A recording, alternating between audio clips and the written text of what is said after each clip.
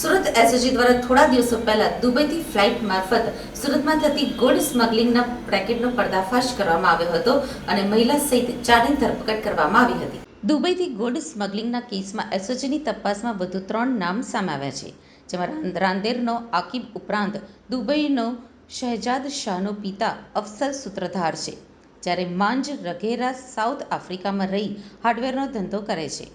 પોલીસે આરોપીની બેંક ખાતાઓની તપાસ તથા વોન્ટેડ આરોપીને લાવવા લુકઆઉટ નોટિસની પ્રોસેસ કરી છે.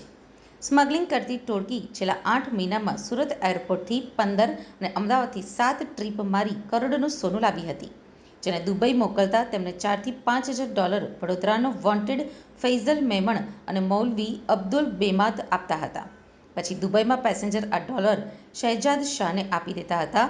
આ તપાસમાં 5 ભાગીદારોમાં મૌલવી અબ્દુલ બેમાત, આકિબ અને શહેજાદના પિતા અફસલ, સાઉથ આફ્રિકાનો માંજ અને શોકત બેમાત દુબઈથી સોનું સ્મગલિંગ કરી સરકે ભાગે નફો વહેંચી લેતા હતા.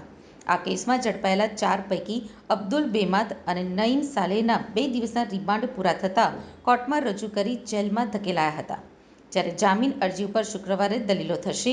આ કેસના અન્ય 2 આરોપીઓ ઉમૈમા સાલેહ અને ફિરોઝ નૂરના પોલીસ રિમાન્ડ મંગાયા ન હતા.